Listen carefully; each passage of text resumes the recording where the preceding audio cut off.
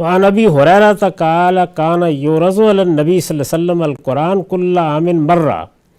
ابو ہریرہ رضی اللہ عنہ کہتے ہیں کہ رسول اللہ صلی اللہ علیہ وسلم پر قرآن ہر سال میں ایک مرتبہ پیش کیا جاتا تھا، یعنی پورا قرآن جیسے جیسے وہ نازل ہو چکا ہوتا تھا وہ ایک نئی ترتیب کے ساتھ، وہ ترتیب جس میں اب وہ ہم کو ملا ہے،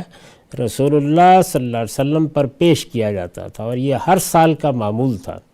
فعرض علیہ مرتین فی العام الذی قبض، جس سال میں آپ کی وفات ہوئی اس میں یہ 2 مرتبہ پیش کیا گیا، یعنی جبریل امین نے اس کو پڑھ کے سنایا، پھر رسول اللہ صلی اللہ علیہ وسلم نے جبریل امین کو پڑھ کر سنایا۔ وَكَانَ يَعْتَكِفُ كُلَّ عَامٍ عَشْرًا، اور رسول اللہ صلی اللہ علیہ وسلم اسی کے پیش نظر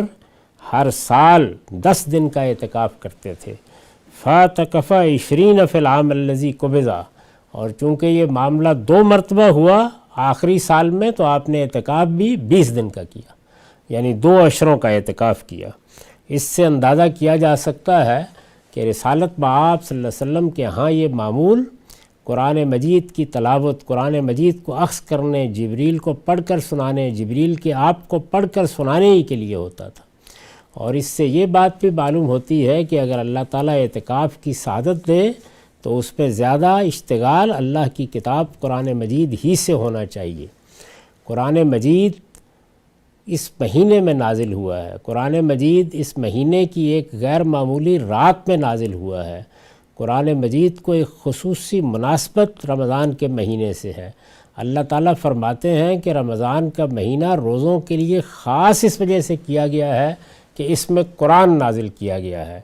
اسی طرح جب بشارت دی ہے تو اس میں بھی یہ بتایا ہے کہ جو اس اللہ کی کتاب کے ساتھ اللہ کی بارگاہ میں قیام کرتا ہے، اس کو پڑھتا ہے، اس کی تلاوت کرتا ہے، جیسے کہ سورہ مزمل میں رسالت مآب صلی اللہ علیہ وسلم کو ہدایت فرمائی گئی ہے، اللہ تعالیٰ اس کے گناہوں کی مغفرت فرماتے ہیں۔ یہی چیز روزے کے بارے میں فرمائی، یہی لیلۃ القدر کے بارے میں فرمائی، تو تمام چیزوں میں یہی چیز ملحوظ ہے کہ اللہ کی کتاب قرآن مجید کو محور بننا چاہیے۔ رمضان میں اس کی تلاوت کی جائے، رمضان میں اس کو پڑھا جائے، رمضان میں اس کی ترتیل کے ساتھ تلاوت ہو، ٹھہر ٹھہر کر تلاوت ہو۔ رسالت مآب صلی اللہ علیہ وسلم کا یہ معمول رہا،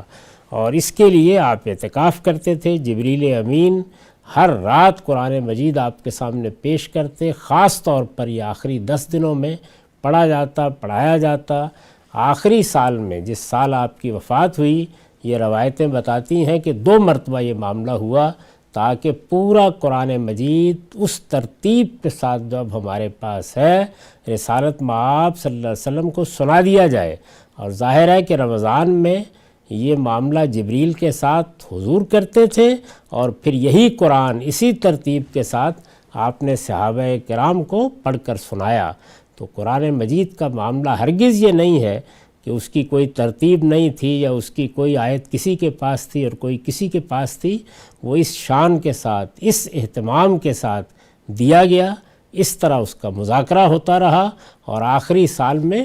پھر اس کے لیے یہ زائد اہتمام کیا گیا کہ پورا قرآن اسی ترتیب سے جبریل امین نے پڑھا، اور پورا قرآن مجید رسالت مآب صلی اللہ علیہ وسلم نے پڑھا۔ آپ نے پڑھا تو جبریل نے سنا، جبریل نے پڑھا تو آپ نے اس کو سنا۔